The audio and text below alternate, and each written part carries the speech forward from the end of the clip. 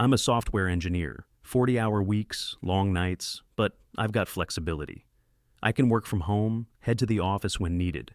The kind of job that's demanding, but lets me keep a foot in my personal life. Or, at least, it used to. Lately, home's become uncomfortable. I used to look forward to coming back after a full day, but now, it feels like I'm walking into a house I don't recognize.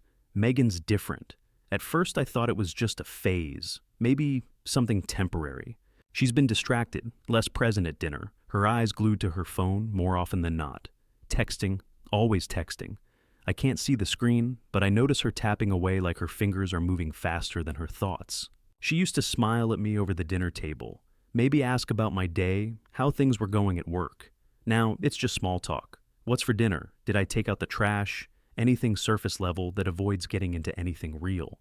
Her body language tells me more than she thinks. The way she leans away from me when we're sitting side by side, arms crossed as if trying to create a wall between us. It's like she's here, but not really. I've offered to join her at the gym after work a few times. A way to reconnect, something simple. She brushes me off every time. I'm good, she'll say, like it's no big deal, but I know it is. Her absence is filling the space in our house. And I'm feeling it. It's not the worst thing, yet. But it's like a crack, and every time I look, the crack seems to get bigger.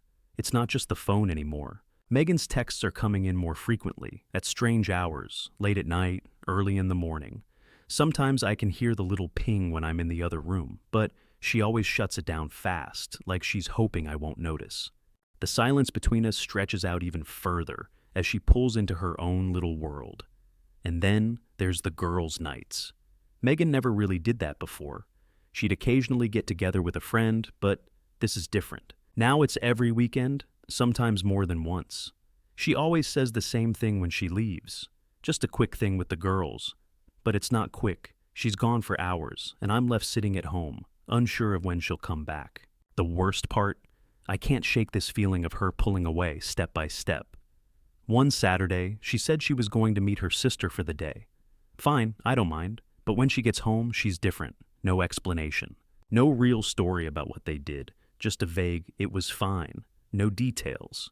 The next day I decide to ask about it. Casual, like I'm not thinking about it too much. Hey, how was your weekend with Liza? I try to sound neutral. She glances up from her phone, surprise, surprise, and gives me a tight smile. It was good. We just talked. Went shopping. Shopping, huh? What did you pick up? I keep it light, but there's a sharpness to my voice now that I don't like. Not much, she says quickly, tapping her fingers on the table, eyes back on the phone. Just a couple things. I stare at her for a second, waiting for more, but it doesn't come. She's already back in her own world, her attention completely off me. I'm left with the weird feeling that something doesn't add up. I don't confront her, though. Not yet. I can't bring myself to, not without more. But I'm not blind, and I can feel the distance between us growing wider by the day. So, I start looking. I check her social media. Just a quick scroll, nothing too obvious. She's been posting more lately, pictures from nights out, status updates that I don't remember hearing about. It's not the posts themselves that bother me. It's the fact that she's posting it all, and not talking to me about it. There are pictures with friends I don't recognize, places I didn't know she was going. And then there's the guy who keeps commenting. Some guy named Chris. I don't know him. I don't think I've ever heard her mention him before. But there he is, all over her posts, commenting, liking, smiling in photos. I try to push it away, tell myself it's nothing. She's been busy. Maybe it's harmless. But then I catch her at dinner one night, her thumb flicking over the screen, her lips pressed together like she's trying not to smile. I ask again, almost without thinking, "Who's Chris?" She looks up, startled, then shrugs it off. "Just a friend. Why?" I don't have a good answer. I don't know why I'm asking. I'm not sure what I expect her to say. But I know this. Nothing feels right anymore. The phone, the texts, the weekends, the vague answers. I can feel it. The quiet unease growing inside me. It's like I'm trying to ignore a growing storm in the distance, telling myself it's nothing, but knowing deep down that it is. I try to tell myself I'm overthinking it. I want to trust her. I really do. But with every small discrepancy, every shift in her routine, it's harder to. It's one of those nights where I'm left alone, the house quieter than it's been in weeks. Megan's out again, and I'm doing the same thing I've been doing for the past few days, staring at the walls, wondering what's happening to us. Then her phone buzzes from the other room. I should ignore it. I should just leave it, walk away, go back to whatever it is I was doing. But something stops me, the same thing that's been gnawing at me for weeks, the sense that there's something I'm not seeing, something I'm missing. So I get up, move quietly toward the living room, and pick up her phone. It's sitting face up on the coffee table. The screen is lit up, showing the lock screen wallpaper of us from that trip to the mountains last year. I hesitate for a second. I know it's wrong. I know I shouldn't be doing this. But I swipe it open, my thumb shaking slightly. The message that greets me is from someone named Chris. I've never heard of him. Not once, not in passing. But the message? That stops me cold. It reads, "I miss you too, babe. Can't wait to see you again." I freeze. I don't know what I expected, but it sure as hell wasn't this. I stare at the words, letting them sink in. Babe, that's what she's calling him. Not just Chris, but babe. She's not even trying to hide it. My stomach tightens and I feel this horrible, suffocating wave of nausea. The pit of my stomach sinks like I've swallowed something heavy. I don't read any further. I can't. But the damage is done. I want to throw the phone down. I want to storm out of the house, shout, "What the hell is going on, Megan?" But I don't. I don't know why. Maybe it's because I'm too shocked to react. Maybe it's because the silence, the calm before the storm, gives me a moment to think. I need to process this, figure out what the hell I'm going to do next. I set the phone back on the table like it's some kind of dangerous object. Then I walk outside. It's cold tonight, the kind of cold that cuts through you, sharp and sudden, but it helps clear my mind even if just a little. I can't stop thinking about it. Babe, what the hell does that mean? How long has this been going on? Is this new? Was I always blind to it? I've been here before, stuck in my own head, wrestling with all the doubts, trying to make sense of what I just saw. But the truth is already sinking in. I've been ignoring it, all of it. I've been giving her the benefit of the doubt, making excuses for her behavior. But now it feels like the truth is staring me in the face. Megan's been seeing someone else. Chris. I can't deny it anymore. This isn't just some misunderstanding. This is real. I'm angry. But more than that, I'm hurt. I never thought I'd be the guy who would be blindsided like this, the one who had to face that kind of betrayal. I feel the sharp pain in my chest, like someone's just ripped something out of me. I don't want to confront her, not yet. I can't just fly off the handle. I don't want to do something I'll regret. I need to think this through. I need to decide what I'm going to do. So I stand out there in the cold, breathing it in, the anger and confusion swirling around inside me. I'm not sure how long I stay out there, but it's long enough to make me realize that I've been living in a lie. Megan's not who I thought she was, and now I have to figure out how to deal with the truth. The next morning, I wake up feeling like a shell of myself. My body's still here, but my mind is somewhere else, disconnected. The phone, Chris, the message.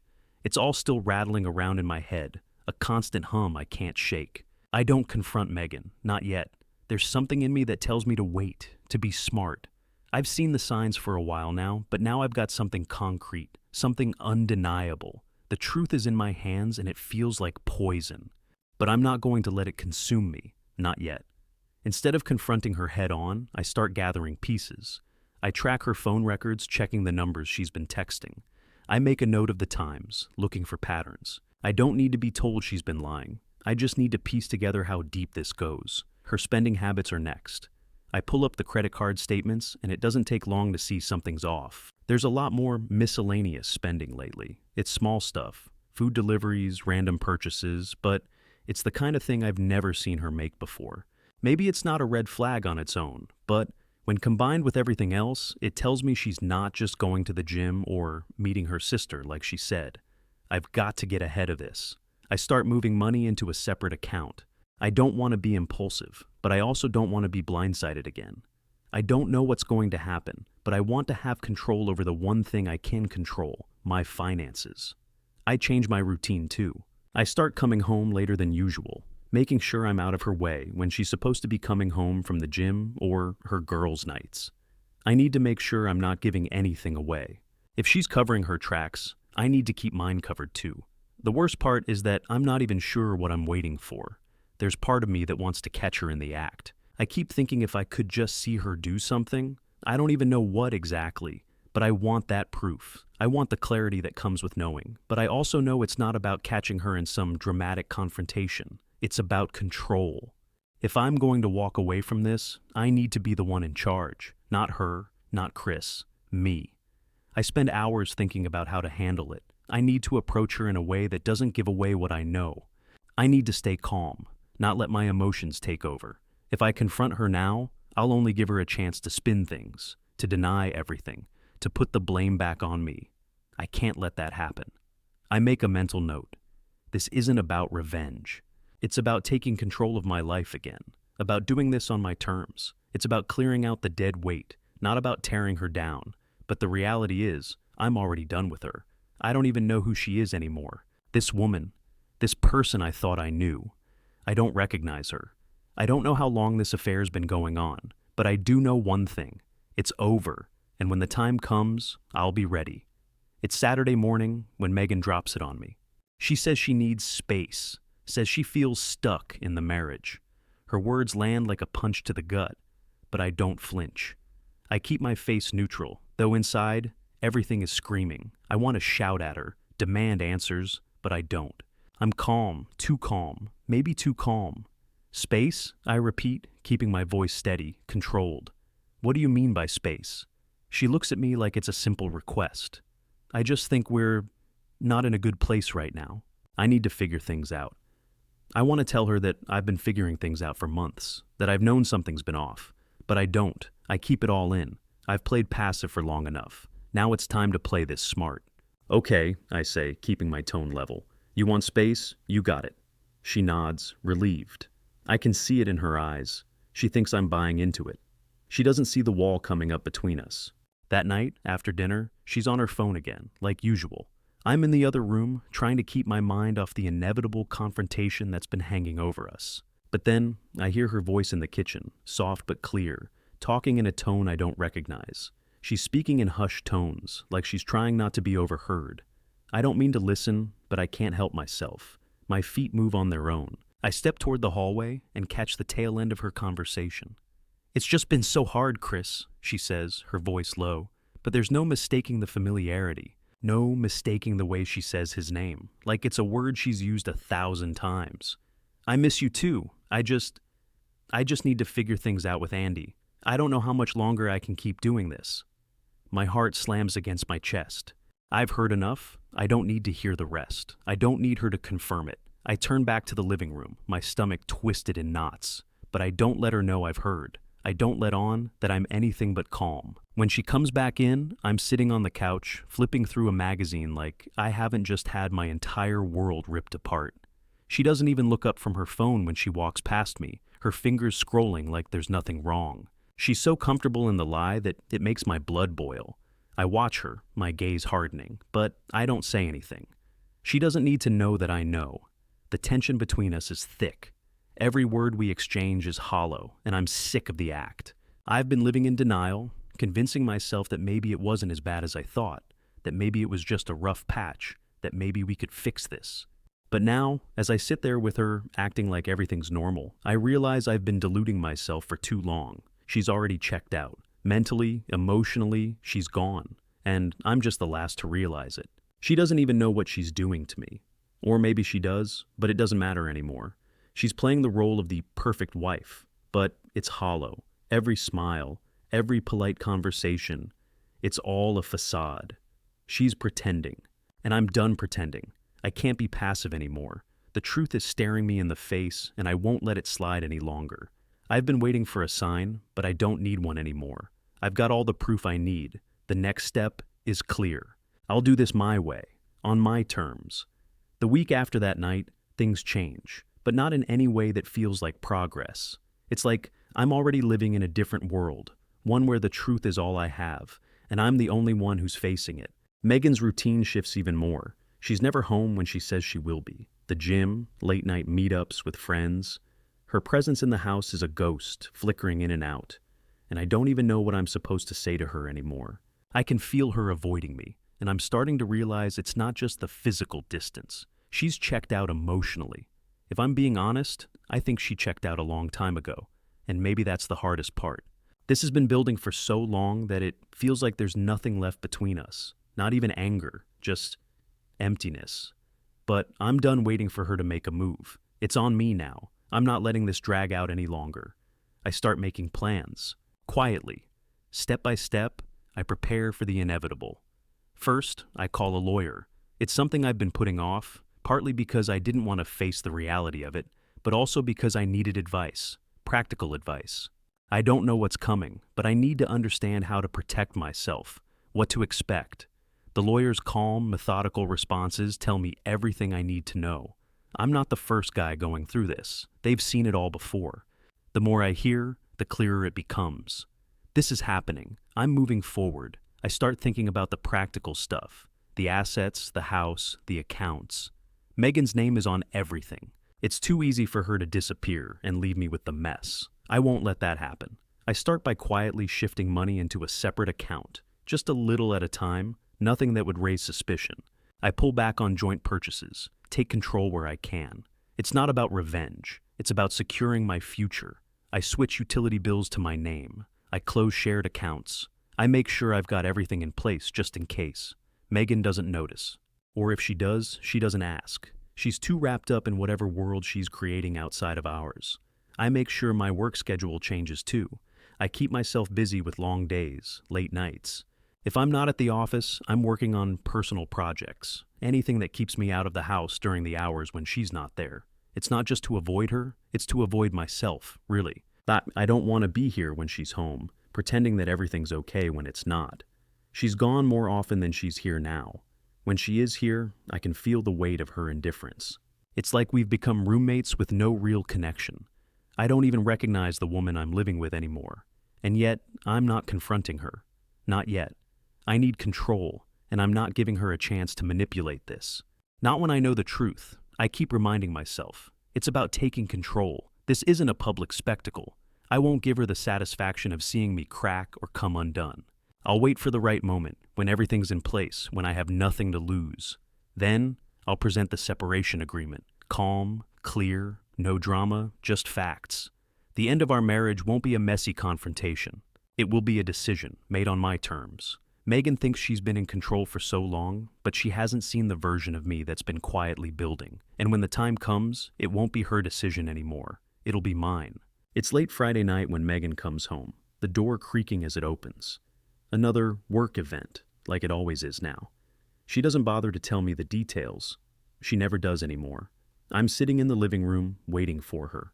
There's no emotion on my face, no judgment, just a calm stillness.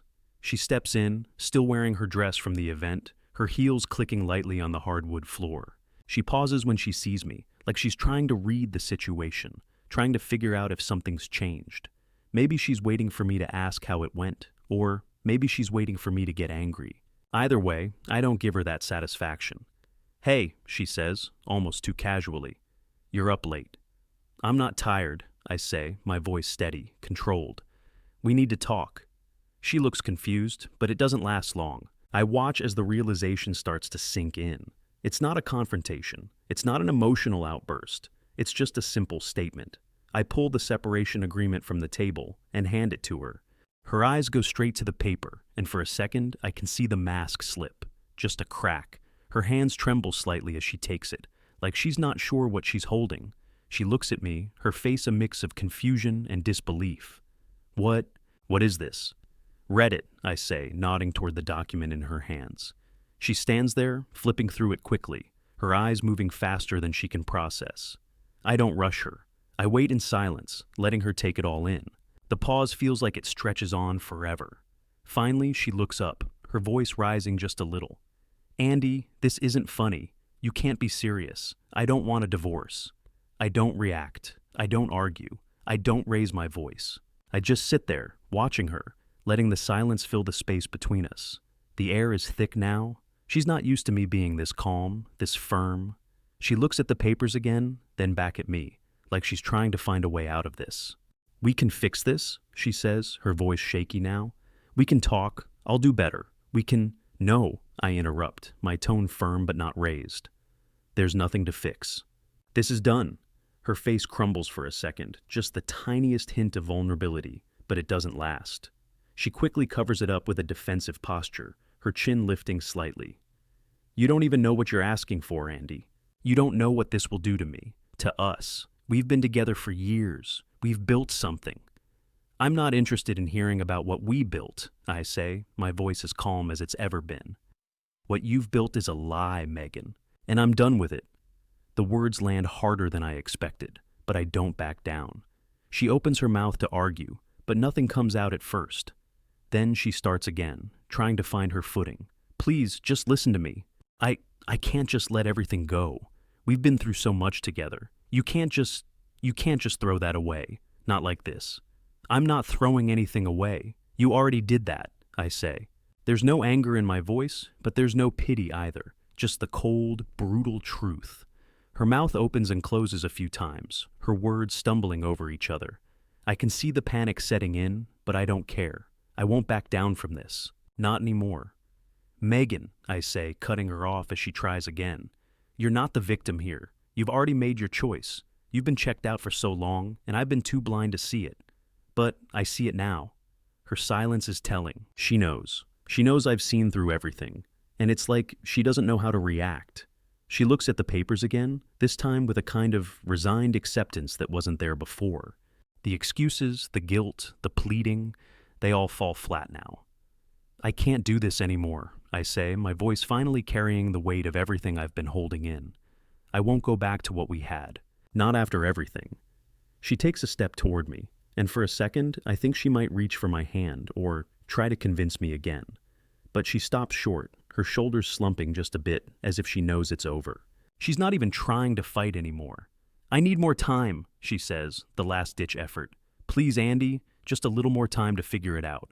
I shake my head, finally standing up from the couch. I feel nothing. No anger, no regret, just resolve. There's nothing to figure out. This is final. Her eyes flicker with something, hurt, frustration, maybe even a little fear, but she doesn't say anything more. She stands there, looking at the separation agreement, her face empty, like the last bit of her control is slipping away. I'm done. She's done. And I'm not going back. The days after the confrontation are a blur. Megan doesn't stop trying. And I can't tell if she's genuinely desperate or if she just doesn't know what else to do. Either way, it doesn't matter. She starts reaching out to our mutual friends, people I've known for years, people I've trusted. She calls, texts, even sends emails, all of them filled with her version of the story. She wants them to take her side, to help her convince me to back off. She thinks if she can make me look like the bad guy, maybe she can stop this. Maybe she can rewrite the narrative. But I don't engage. I don't reply to her texts. I don't answer her calls. I don't even read the emails. The moment I see her name pop up on my phone, I delete it without a second thought. The last thing I need is to hear her excuses again. She starts showing up at my office.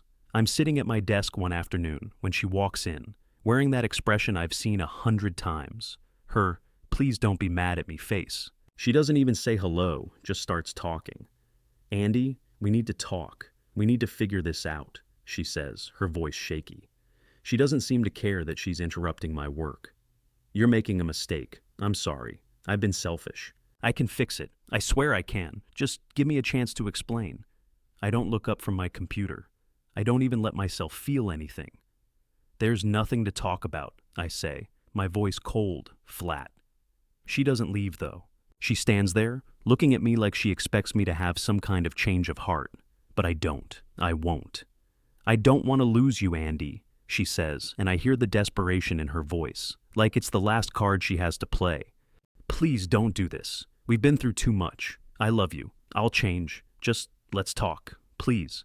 I finally look at her. I don't say anything for a long moment, just letting her words hang in the air, thick with the weight of what she's asking. But inside, all I feel is nothing. I'm done. I can't go back to the way things were, even if I wanted to. You don't get it, Megan, I say, my voice calm but firm.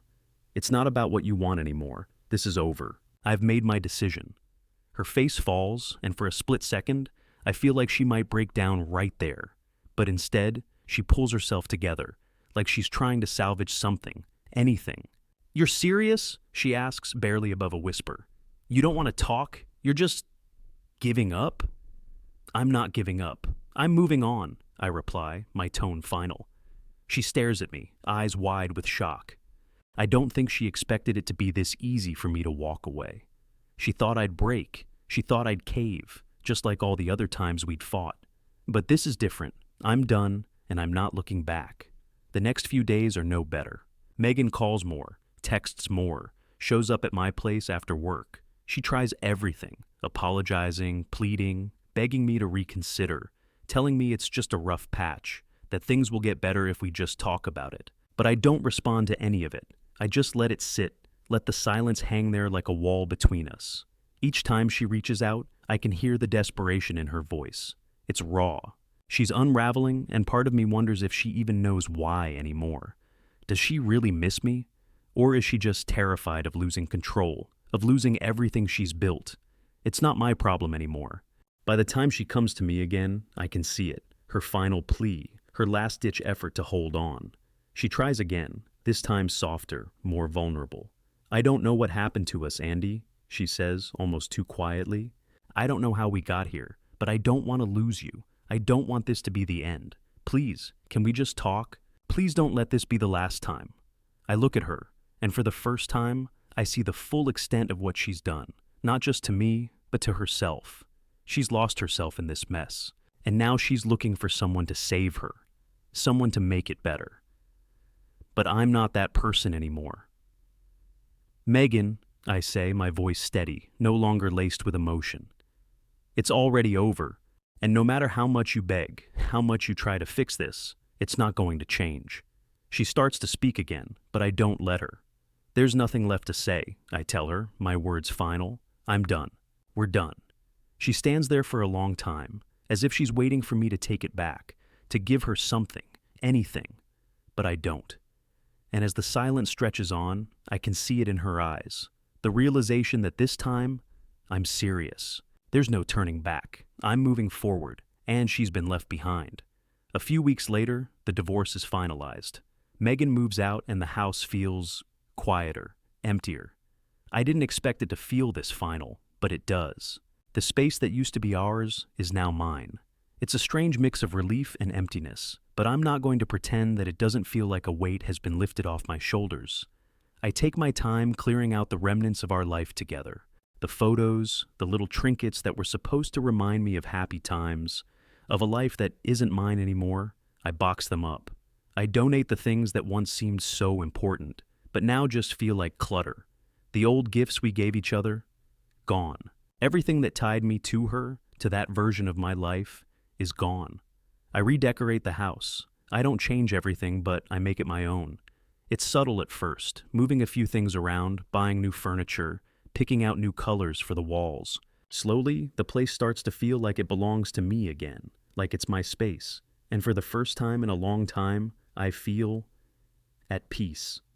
I've been through hell these past months, but I can look around and know that I'm stronger for it. I'm not the same person I was when I married Megan, and I'm certainly not the same person I was when I walked out of that office, handing her the separation papers. I've been tested, and I've survived. I've made it through the worst of it. Megan doesn't stop trying, though. A few weeks into the separation, I get a message from her. "Can we talk?" it says. "I've been thinking a lot about everything. I miss you. Maybe we can try again." I don't even open it. I know exactly what it's about. She's looking for some kind of closure, some kind of second chance. But it's too late for that. The only thing I feel now when I think about her is indifference. So I delete the message without a second thought. The days keep passing, and my life keeps moving forward. I'm dating again, not rushing into anything, but enjoying the simplicity of meeting new people. There's no pressure, no heavy expectations. It feels good to be myself again. I'm also diving into personal projects I'd set aside years ago, things I'd forgotten about in the chaos of the past. I'm finally focusing on the things that matter to me, not to a version of myself I thought I had to be. Time does its thing, and the past starts to fade. A few more weeks pass, and I get another text from Megan. It's short, just a few words. "Would you ever consider talking again? About us?" I don't even hesitate. I delete it, just like the last one. I've moved on. I don't need closure from her. The choice I made to end things was mine, and it's a decision I'm at peace with. She's part of my past now, a chapter that's closed. And I'm not looking back. I've made the choice to move forward, and there's nothing more to say.